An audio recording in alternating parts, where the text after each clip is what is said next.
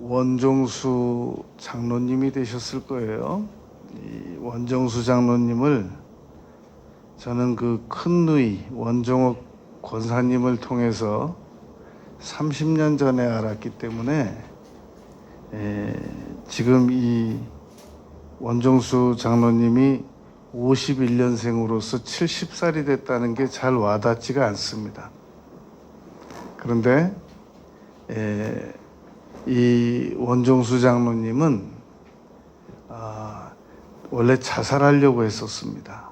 집안 아버님께서 대위 출신이신데 서울 가서 이 돈 벌어 오겠다고 올라가서 잘 내려오지도 않고 그럴 때 대전에서 아주 어렵게 살았단 말입니다. 그 어머니가 이 과일 행상하시면서 이 원종수 장로님을 이제 그 양육했는데 대전고등학교 500등 꼴찌에서 세면 몇 명 앞에 있고 이 원종수 학생이 있었습니다.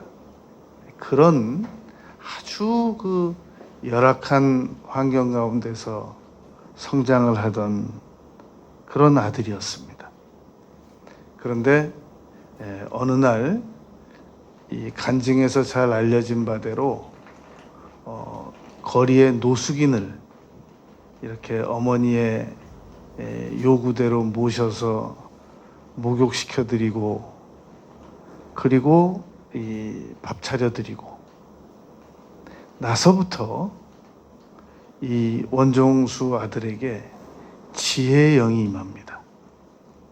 그래서 그때부터 대전고등학교 500등에서부터 공부를 시작해가지고 서울대 의과대학을 들어갑니다.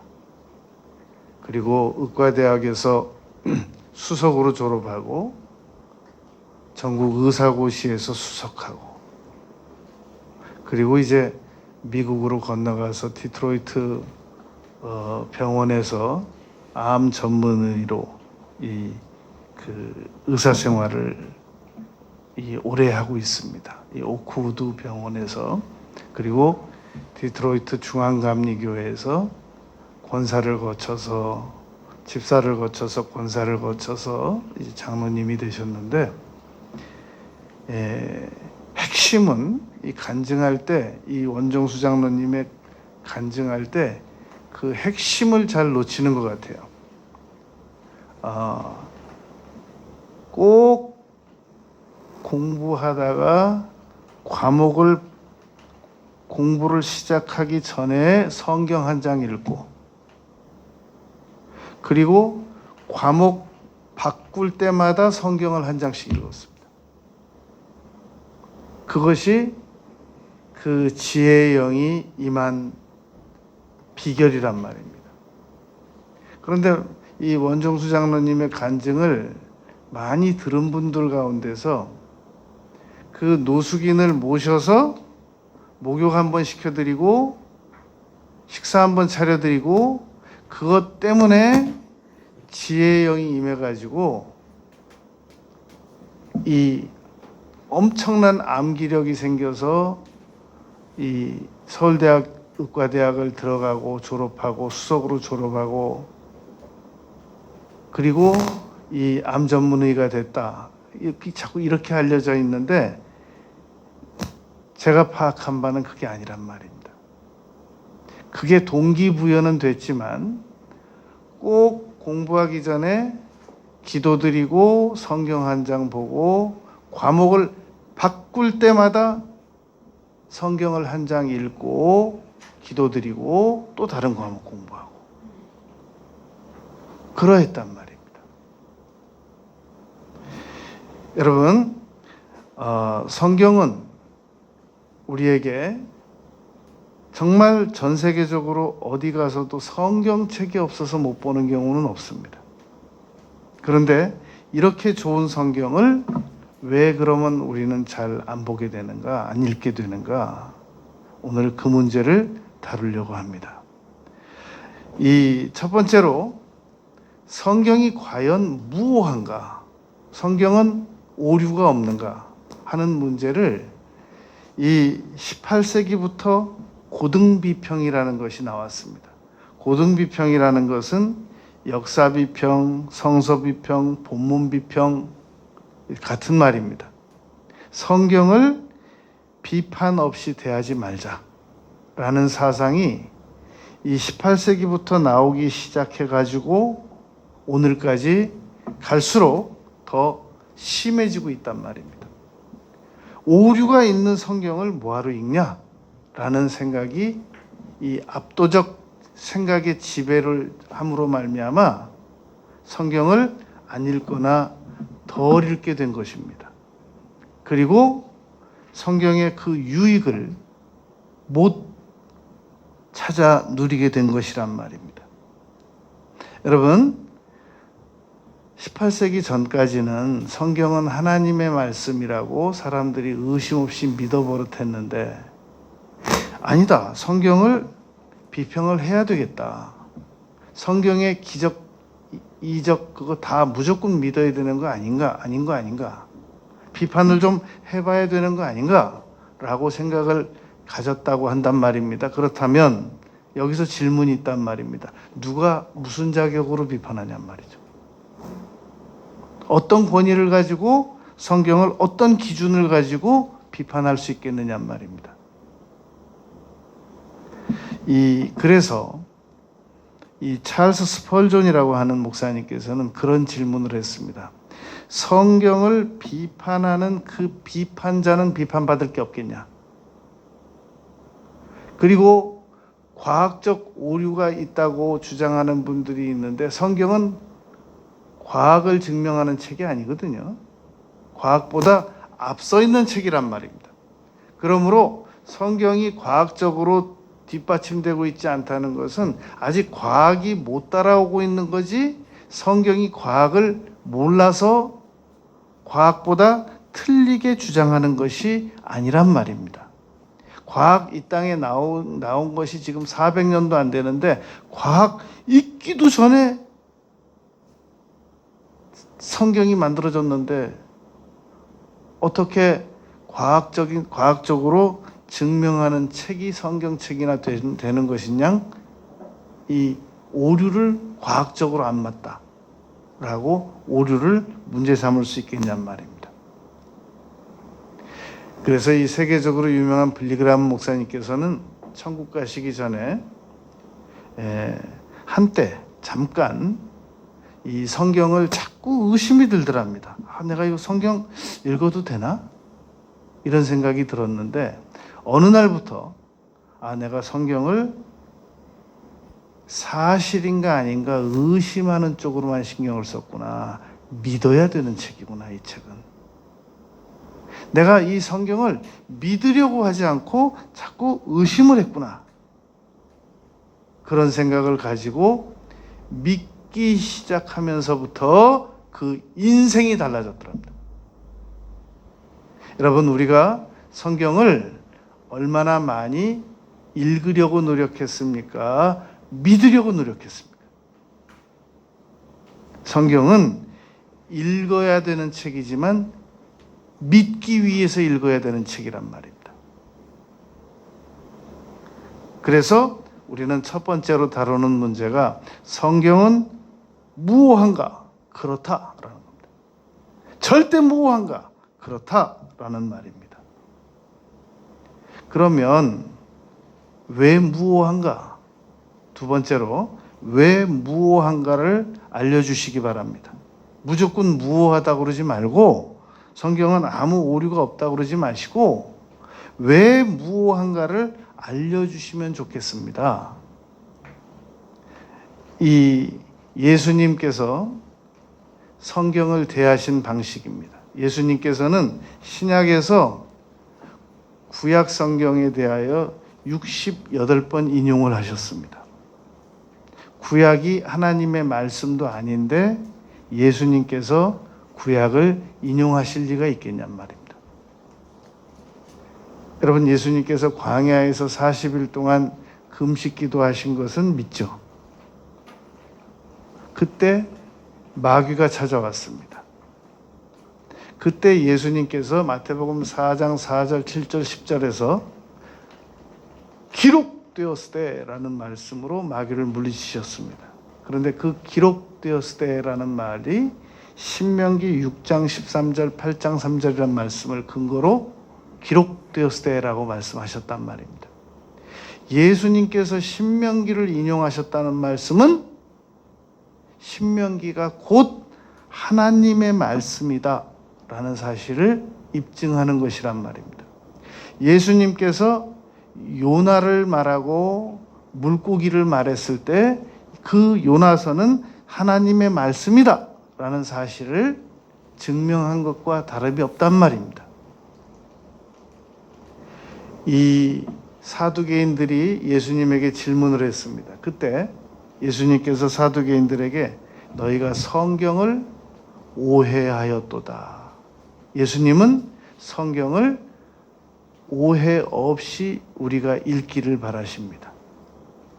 그리고 요한복음 5장 39절에서 이 성경이 곧 내게 대하여 증거하는 것이다. 예수님께서 이 성경이 제자들에게 말씀하셨습니다. 이 성경이 나에 대해서 증거하는 것이다. 그러니까 성경책을 왜 성경 말씀이 오류가 없고 무오하고 진리냐? 예수님께서 요한복음 17장에서 아버지의 말씀은 진리니이다라고 17장 17절에서 말씀하셨거든요. 그러니까 이 성경 말씀이 왜 진리고 무오하냐면 예수님께서 인정하셨기 때문에 성경 말씀은 진리란 말입니다.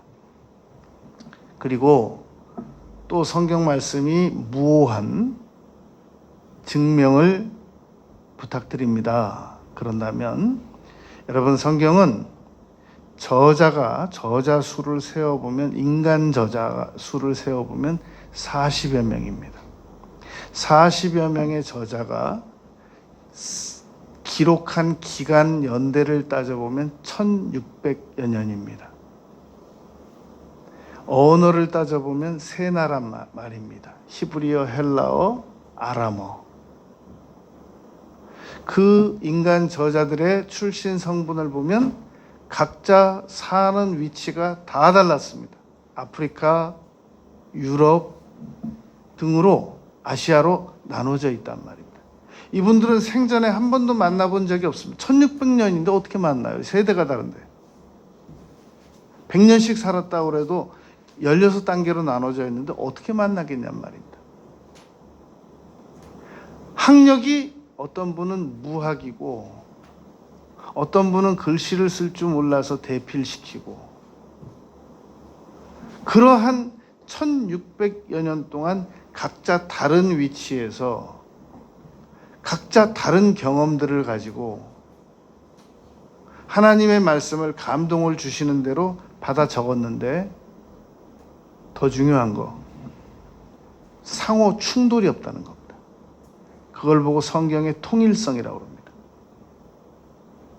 어떻게 인간의 말이라고 한다면 여러분 의사 선생님 40명이 각자 다른 위치에서 전 세계에서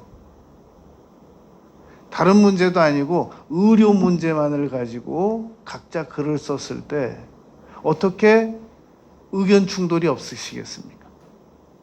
그게 가능하겠습니까? 그러므로 성경의 저술 과정과 창세기부터 계시록까지 모여진 이 66권의 상호 통일성만 보더라도 성경은 진리라는 겁니다. 이건 인간이 도저히 작업을 인간이 만들어낼 수 없는 내용이란 말입니다. 그런데 이제 여기서 질문이 있단 말입니다. 그러면 왜 하나님께서는 성경을 직접 저술해서 내려보내시지 않고 왜 인간 저자를 개입시키셨습니까? 라는 겁니다. 분명히 출애굽기 24장 12절에 보면은 하나님께서 친히 기록한 돌판이라고 기록되어 있고 출애굽기 34장 28절에서는 여호와께서 언약의 말씀 곧 십계명을 그 판들에 기록하셨더라 라고 기록이 돼 있는데, 그러면 성경도 하나님께서 좀 더 권위 있게 직접 기록하셔서 내가 이거 1600여 년 동안 기록한 거니까 잘들 읽어라 그러고 내려보내 주셨으면 훨씬 더 우리가 비판 없이 받아들일 거 아니겠습니까? 자, 질문하겠습니다. 그럼 진짜 비판 안 할까요?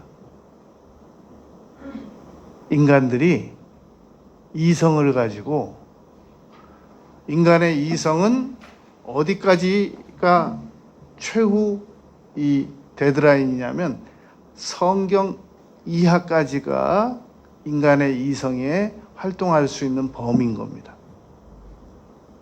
인간의 이성은 성경까지 가지고 들어가면 안 된단 말입니다. 성경에서 만나지는 내용들은 물이 변하여 포도주가 됐다라고 하면 아멘. 베드로가 바다 위를 걸었다 그러면 아멘. 믿어야 되는 겁니다.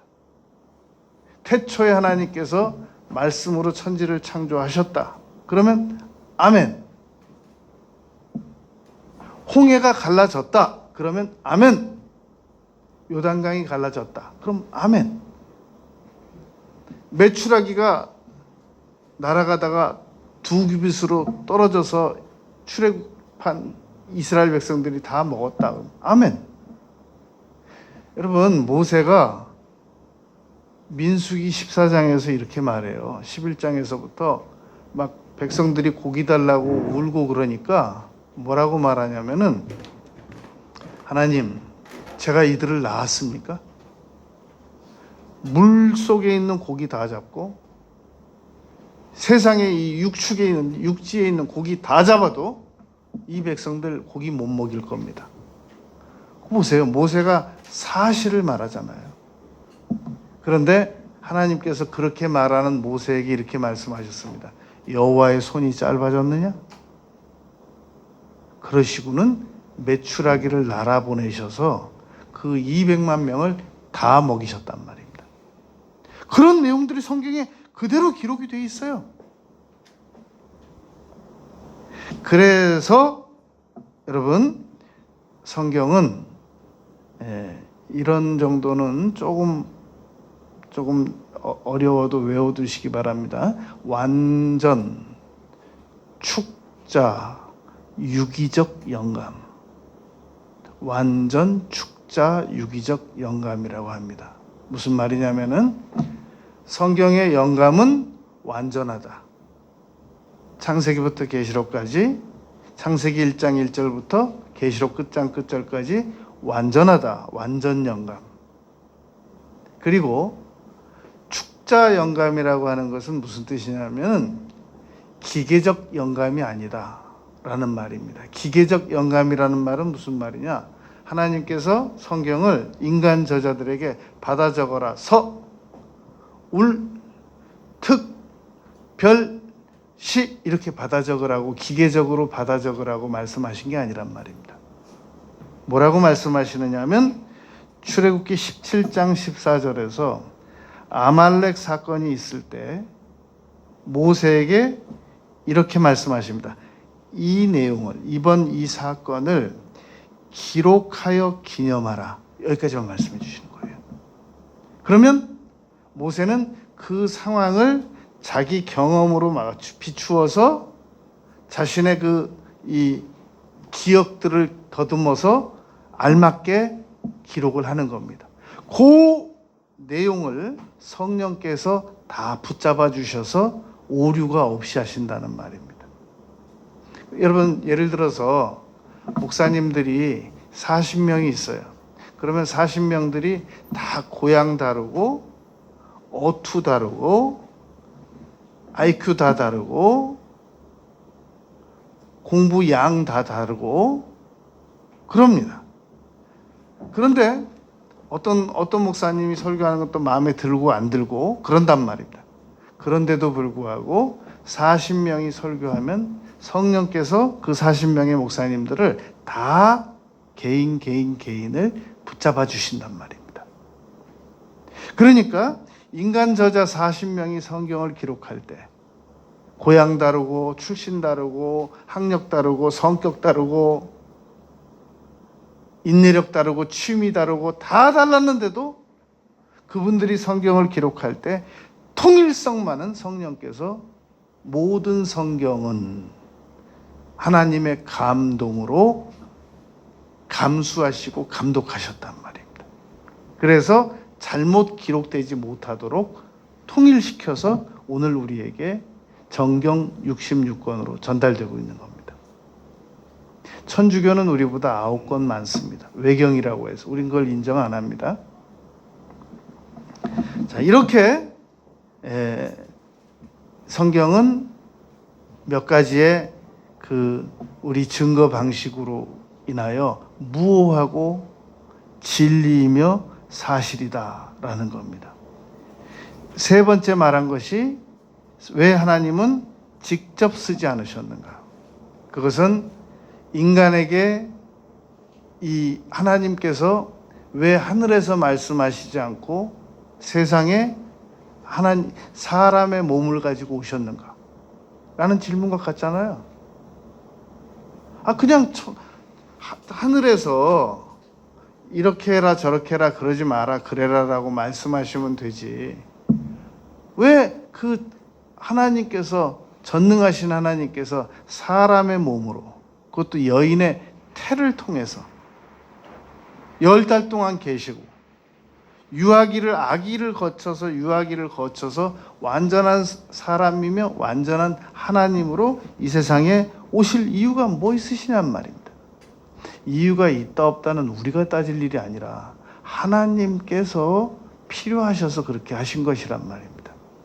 인자가 온 것은 섬기기 위해서도 오셨지만 가장 중요한 것은 마귀를 이기기 위해서도 오셨지만 대속물, 피로 흘리셔서 우리를 그 피를 믿고 구원받게 하기 위해서 오신 것이란 말입니다. 성경도 인간 저자를 통해서 우리에게 주지 않으셨다면 이거 우리가 친숙해서 못 봅니다. 친숙하지 않아서. 인간의 문화가 여기 그대로 담겨져 있고 인간의 희노애락이 그대로 담겨 있고 그러면서도 하나님께서 감수해 주셨기 때문에 우리가 이 성경은 내가 세상을 100번 태어나도 다시 경험할 수 없는, 다 경험할 수 없는 케이스 스터디들이 이 안에 있기 때문에 하나님께서는 우리 인간 저자와 성령과의 결합으로 이 책을 만들어 주신 거란 말입니다. 네 번째, 그러면 성경이 우리에게 읽게 되면 어떤 효력을 나타내 주시느냐라는 겁니다. 성경을 읽으면 어떤 효력이 나타납니까? 여러분, 성경이 읽으면 태초에 하나님께서 아무것도 없는 무에서 빛이 있으라 하시니까 빛이 있었고 모든 물체들이 아무것도 없을 때 하나님께서 명령하시면 세상에 나타나기 시작했습니다. 그게 여러분 오늘 본문 말씀입니다. 보시겠습니다. 히브리서 11장 3절에 보면 믿음으로 모든 세계가 눈에 보이는 모든 것들이 처음엔 아무것도 없었는데 하나님의 말씀으로 지어진 줄을 우리가 아나니. 보이는 것은, 우리 눈에 보이는 것들은 지금 우리 앞에 나타난 것들을 재료로 말미암아 된 것이 아니고 오직 아무것도 없는 상태에서 하나님의 말씀이 선언되자마자 이 세상에 나타나졌다는 겁니다. 그렇다면 여러분, 세상에 가장 강력한 변화는 하나님의 말씀으로 이루어진 것이라고 믿어야 됩니다. 세상에서 가장 강력한 변화는 어떤 환경적인 변화가 아니라 아무것도 없는 무의 상태에서 하나님의 말씀이 선언되기만 하면 물체가 나타나기 시작했단 말입니다.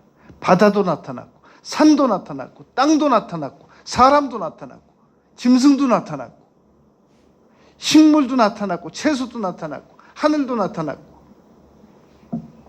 공기도 나타났고 하나님의 말씀이 선언됨으로 말미암아 별들도 나타났고. 그렇다면 여러분, 오늘 우리가 이러하신 하나님의 말씀을 우리에게 받아들이면 어떠한 변화가 나타나겠냔 말입니다. 그런데 왜 우리는 성경을 안 읽고 덜 읽고 게을르게 읽느냐면, 읽어봤자 무슨 대단한 변화가 있겠냐. 나는 기억력도 별로 안 좋아서 읽고 돌아서면 그냥 잊어버리는데 무슨 성경이 나에게 어떤 이득을 주겠느냐라고 생각하기 때문에 이 엄청난 보화가 들어있는 하나님의 말씀을 안 읽고 있단 말입니다. 그런 말이 있지 않습니까? 성경이 많이 팔리면 수면제가 덜 팔린다. 나는 성경만 읽으면 졸게 되더라. 그런데 졸기 직전까지는 읽어지잖아요. 우리가 이제 성경을 덜 읽게 되는 이유가 있는데, 정말 이거 중요한 얘기입니다. 우리가 성경을 잘 안 읽거나 덜 읽게 되는 이유가 있습니다. 그것은 성경을 가르치고 전달하고 안내하는 분들의 책임이 큽니다. 왜냐하면 유능한 관광 가이드는, 여러분, 외국에서 저 중국에서 우리나라 구경하러 온 분들을 안내하는 관광 가이드가 아무 의미도 없는 골목길을 데리고 들어간다든지, 그리고 막 골목길 들어가가지고 막 하수도 다 퍼내갖고 작업하고 그래서 막 그런 데를 모시고 다닌다든지, 그러면 여러분, 한국 다시 오겠습니까? 한국에 대해서 무슨 좋은 추억이 있겠습니까? 그런 건 다 그만두고, 다 어느 나라나 다 있는 거니까 그거 다 두고 좋은 데만, 대표적으로 기억에 남고 사진 찍기 좋은 데만 모시고 다니고, 그리고 호텔 데려다 주면 또 몇 시간 동안 그날 사진 찍은 것도 잘 또 편집해가지고 공항에 가서 한국을 떠난단 말입니다. 여러분, 성경을 가르치거나 안내하고 그러는 분들에게 제가 꼭 해주고 싶은 얘기가 있습니다. 정말 이건 해주고 싶어요. 좀 제발 어려운 건 좀 그냥 건너뛰세요. 여러분, 성경의 어려운 부분들은, 난해한 부분들은 신학자들도 쩔쩔매요. 오죽하면 베드로 사도께서 성경을 억지로 풀지 말라고 베드로서에 말씀하셨단 말이에요. 우리가 성경은 이해할 수 있는 범위의 내용이 있고 이해가 안 되는 내용이 있고, 어떤 말씀은 천국 가야만 깨달아지는 말씀도 있단 말입니다. 특별히 요한계시록 같은 얘기는 그 어떻게 하늘의 별이 3분의 1이 떨어지고 바닷물이 핏빛으로 변하고, 우리가 그런 세계를 언제 당해봤어요? 앞으로 다가오겠다고 7 대접, 7 나팔, 7 심판이 있다는 겁니다. 그러면 그걸 초신자를 그리로 데리고 가서 계시록을 알아야 된다고 그러고, 그걸 안내를 해가지고 무서워서 교회 못 다니겠다고 도망가게 만들고 그러면 되겠냔 말입니다. 이 목사님들께서도 그냥 성경이 마치 66권에서 계시록밖에 없는 것처럼 계시록만 연구하는 분이 계세요. 계시록만 그냥 계속 공부하고 계시록만 설교하는 분이 있어요. 근데 성경은 계시록만 되어 있는 게 아니잖아요. 창세기도 있는 거고, 출애굽기도 있는 거고, 레위기도 있는 거고, 민수기도 있는 거고, 신명기도 있는 거고, 66권이 있잖아요. 그러므로 누군가에게 성경을 가르칠 때 초신자에 맞추어서 정말 그분이 요즘 생활에 딱 알맞는 말씀, 아주 쉽게 이해할 수 있는 말씀, 단단한 것은 장성한 자의 분량이고 어린 자녀들과 같은 우리 새가족들에게는 아주 쉬운 말씀들을 가르치란 말이죠. 그런데 이제 그게 어떤 때 막히냐면 어떤 성경 한 권을 딱 선택을 해요. 참 좋죠. 성경을 한 권을 선택을 하게 되면 1장 1절부터 끝장 끝절까지 아주 끝장을 봐야 된다라고 가르친단 말이에요. 그거 안 돼요. 그건 어려워요. 그거는. 그러니까 한 권을 선택해도 좋아요. 거기서 어려운 것들은 건너뛰란 말입니다. 나는 일관성이 있고 완전주의, 완벽하게 나는 안 할 것 같은 아예 난 손을 안 대는 성격입니다. 어려워도 나는 공부해서라도 이 난해성을 극복을 해야 됩니다. 그거는 신학 가야 돼요. 네? 그러려면 신학 가야 돼요. 근데 신학 가도 10년 지나가기 전엔 못 배워요. 그리고 10년 지나가도 다 못 배워요. 저 유명한 우리 선배 목사님 중 한 분이 지금 80 넘으셨는데 성경 800 몇 독 하신 그 목사님 계세요. 저 내수동에. 그 목사님께서 어느 신학대학교로 전화 왔더래요. 최근에 그 구약학 전공하신 교수님 바꿔달라고.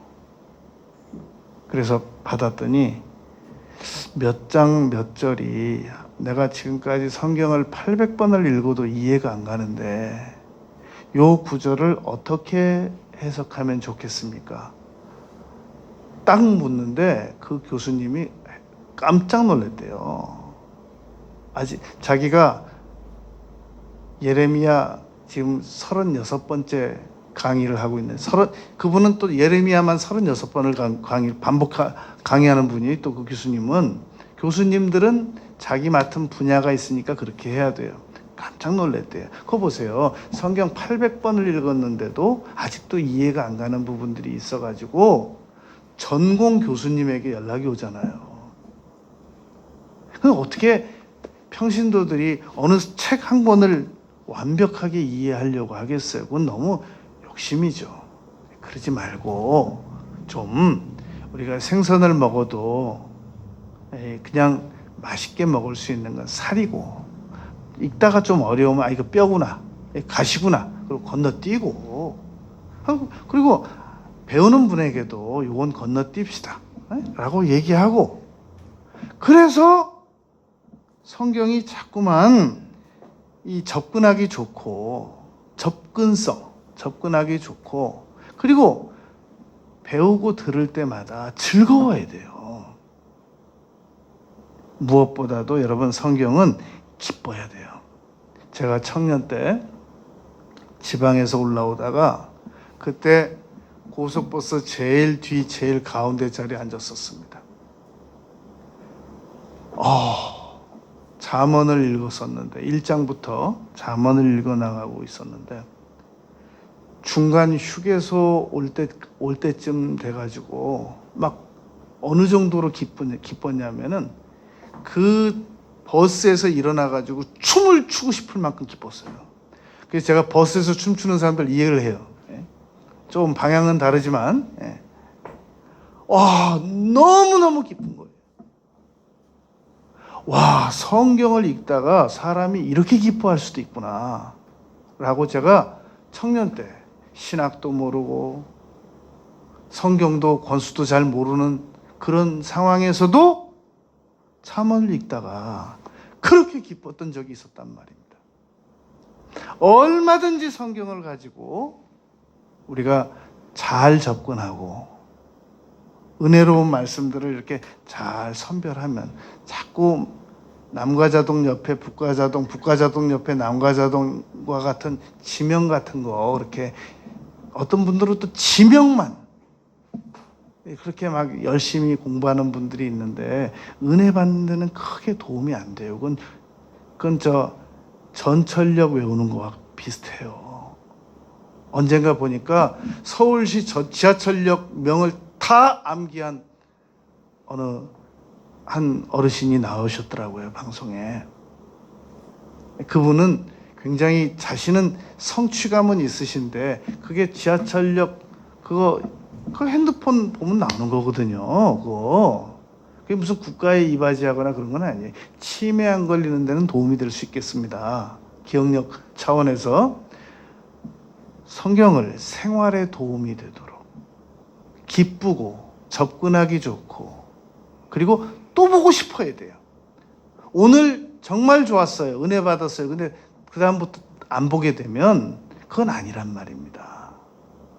여러분 제가 설교할 때 가장 신경 쓰는 부분이 있습니다. 무엇을 전할까도 신경을 쓰지만 무엇을 전하지 말아야 할 거를 가장 먼저 신경 씁니다. 우리 성도님들에게 좀 제발 안 전해도 되고 말 안 해도 되는 것들을 먼저 주의해서 뺀단 말입니다. 그러니까 우리 교회에서 성경을 가르치는 분들은 몇 가지를 꼭 유의하잔 말입니다.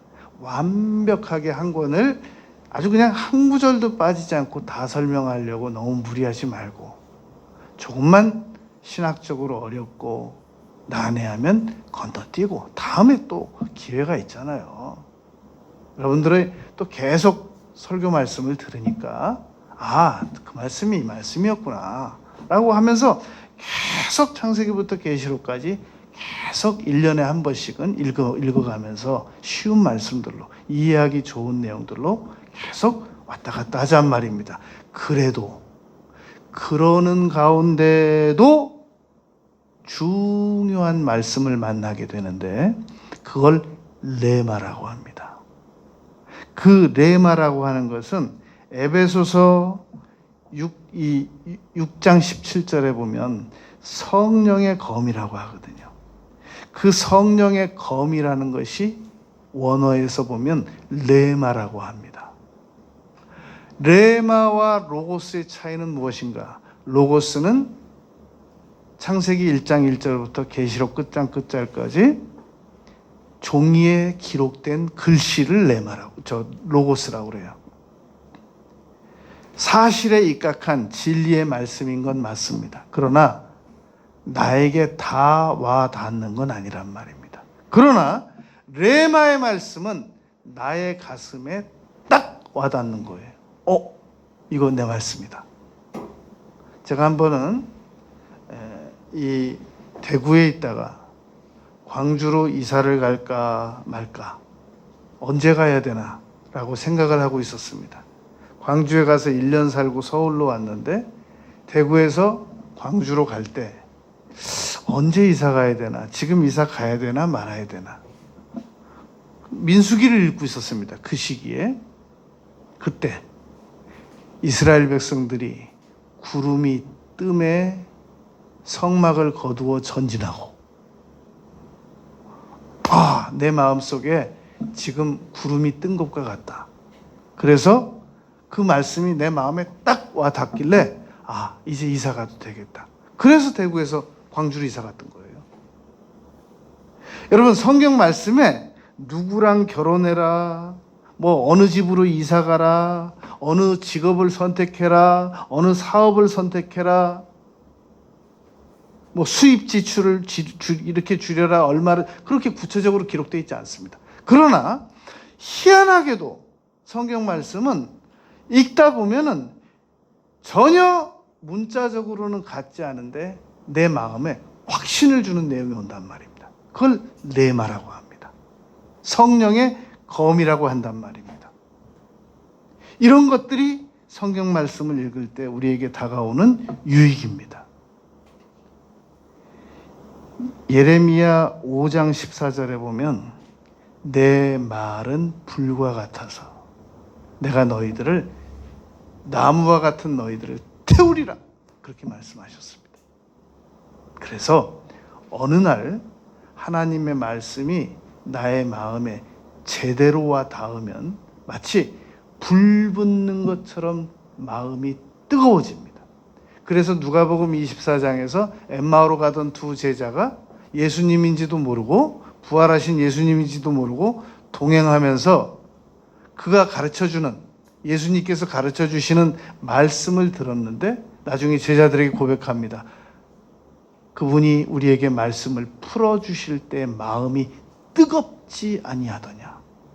그래서 20리길을 무기력하게 걸어왔는데 마음이 뜨거워져 가지고 앉지도 않고 다시 20리를 걸어갔어요. 마음에 불이 붙게 해주시는 분이시란 말입니다. 성경은 그런 말씀들이 많이 기록되어 있습니다. 그래서 예레미야 23장 29절에 내 말이 불과 같지 아니하냐. 내 말이 바위를 쳐서 깨트리는 방망이와 같지 아니하냐. 라고 기록되어 있단 말입니다. 여러분, 전도서에는 잘 박힌 못과 같아서라는 표현이 있죠. 하나님의 말씀을 우리가 꾸준히 잘 듣다 보면 잘 박힌 못처럼 딱 우리 마음에 와서 닿는 경우가 있습니다. 그러나 피카소가 말한 것처럼 어느 구름에 비가 들어있는지 모른단 말입니다. 우리는 그런 말씀들을 창세기부터 계시록까지 어느 구절에서 만날지 모른단 말입니다. 그러므로 부지런히 내가 쉽게 이해할 수 있는 내용 수준에 맞추어서 부지런히 1년에 한 번씩 왕복을 하는 게 좋습니다. 그러다가 어느 날 여러분 예를 하나 들어볼게요. 마가복음 9장 23절에 할 수 있거든이 무슨 말이냐. 믿는 자들에게 능히 하지 못할 일이 없느니라 라고 말씀했단 말입니다. 그 구절 한 구절하고 영국의 옥스퍼드 대학에 1년 동안 그 학교를 통과해서 나가는 책이 만약에 옆으로 세워둔다고 해도 3.2kg가 된답니다. 1년 동안 그 옥스퍼드 대학에 1년 동안 거쳐 나가는 책이 옆으로 세워도 3.2kg가 된대요. 그 분량이. 질문하겠습니다. 마가복음 9장 23절과 3.2kg 되는 그 책 끝들과 바꿀 수 있을까요? 불가능한 얘기죠. 성경 한 구절은 이 세상에 있는 모든 책과 못 바꾼단 말입니다. 창세 이래로 이 세상 끝날까지 쓴 모든 세상 책들과 성경 한 구절과는 바꾸지 못한단 말입니다. 성경은 진리란 말입니다. 진리의 말씀이시기 때문에 그러한 것이란 말입니다. 묻겠습니다. 왜 안 읽는 겁니까? 그런 진리의 말씀을 뭘 손해볼까 봐 안 읽냔 말입니다. 성경 말씀의 위력입니다. 하나님의 말씀은 인간의 말은 여러분, 인간이 왜 여러분 책을 많이 만들어내고 전도서 저자가, 전도서 기자가 사람이 책을 많이 쓰는 것처럼 피곤한 일이 없다고 그러는데 왜 사람들이 책을 많이 만들어낼까요? 누군가 읽는 사람들이 있다는 얘기거든요. 왜 읽을까요? 핵심은 변화받고 싶어서 그런 겁니다. 그러나 인간이 만든 책은 아주 일부분 지식의 전달은 되지만 변화는 되지 않습니다. 인격적 변화는, 여러분, 인격적 변화라는 것은 인격적인 대상에게 전달을 받을 때만 인격적 변화가 이루어집니다. 무인격적인 거에게 인격이 변하는 경우는 없습니다. 인격적이신 하나님께서, 살아계신 하나님께서 하나님의 말씀으로 우리에게 성경을 통해서 전달해 주시는 말씀, 레마의 말씀만 우리 인간을 변화시킬 수 있는 겁니다. 그렇다면 오늘 우리가 왜 지금만큼밖에 안 변했는지 이제 결론이 나올 수 있습니다. 아, 내가 성경을 게을리 읽었구나. 교회는 열심히 다녔는데 내가 성경을 더 많이 열심히 읽지 못했구나 라는 것이 그 원인입니다. 여러분, 이제부터라도 무에서 유를 창조하신 그 하나님의 말씀을 날마다 순간순간마다 시간 되는 될 때마다, 그래서 신명기 6장에서는 앉으나 일어서나 누웠을 때까지 가르치라고 그러잖아요. 자녀들에게. 왜 우리 자녀들이 지금만큼밖에 안 변했을까? 하나님의 말씀을 우리가 그렇게 간절하게 가르쳐 본 적이 없단 말입니다. 이제부터라도 우리 가족들이 전원 다 변화받을 수 있는 방법, 그것은 성경 말씀을 받아들이는 겁니다. 기도드리겠습니다.